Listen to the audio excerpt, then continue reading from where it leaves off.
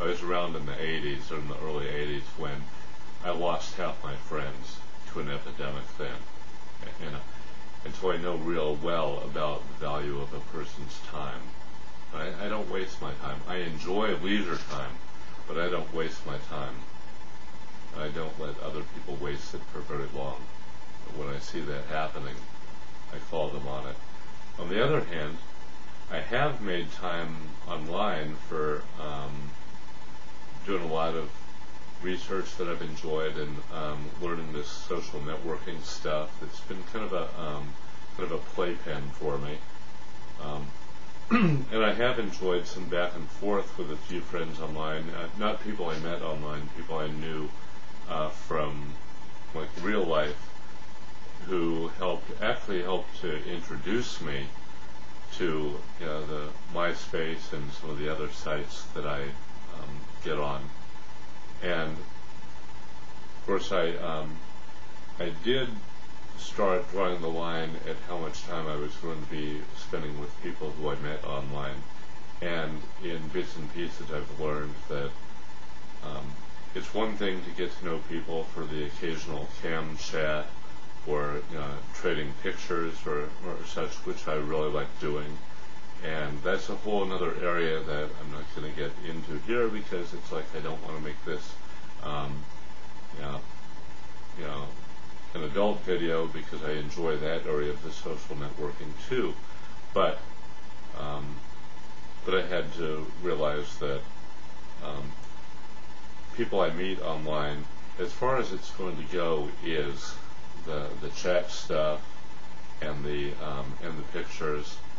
And I already knew that from coming into this year because I used to be on a paid site where I was actually paying a good amount of money to meet people from other towns. So I realized eventually it's like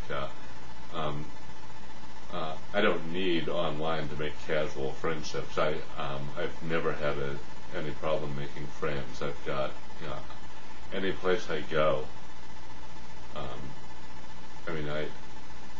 I end up with hundreds of acquaintances within a matter of just a couple of years, and I enjoy them all, and they're not real deep, but they're enjoyable. But that happens in real life, in the brick and mortar world, where you actually kind of shake a hand in the flesh or hug. It doesn't happen, for me anyway, through people I meet through an internet handle.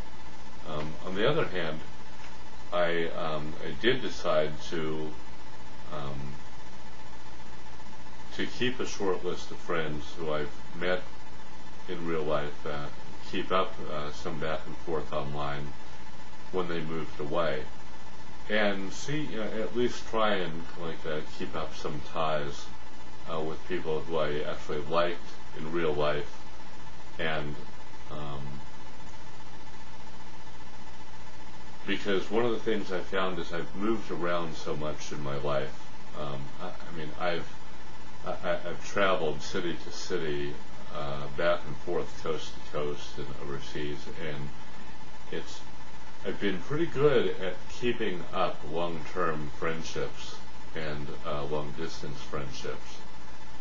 Close relationships, that's a whole other thing. I don't think that works. Romantic or intimate relationships long distance. But I realize too, it's like it's very difficult after a long period keeping up long distance friendships, and the internet makes it a lot easier. And so that's something I've tried to learn more and more about, what internet resources there are to keep up with people. Now, on the other hand, I've learned there are a lot of hazards with you can get into a kind of a real fantasy realm online where you lose touch with what's real and what's not, and it's very easy to lose a sense of common sense judgment on the internet. And so that's one of the things that it's kind of tricky. It's not too different from what used to be meeting people through phone contacts online. back before the internet days, when there was a lot of 900, 976 number bulletin boards and that kind of thing. But anyway, I have just the same enjoyed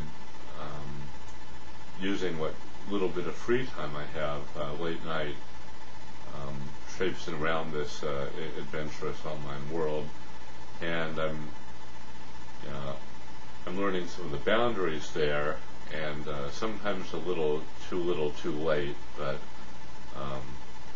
that's been one avenue that I was able to kind of play around with this year, when most of my daytime was already booked with other obligations. So anyway, I'm kind of drifting now, but I'm getting a little more comfortable with the YouTube video environment where I just talk. When it doesn't have to make a lot of fucking sense, really. Like the song said, stop making sense.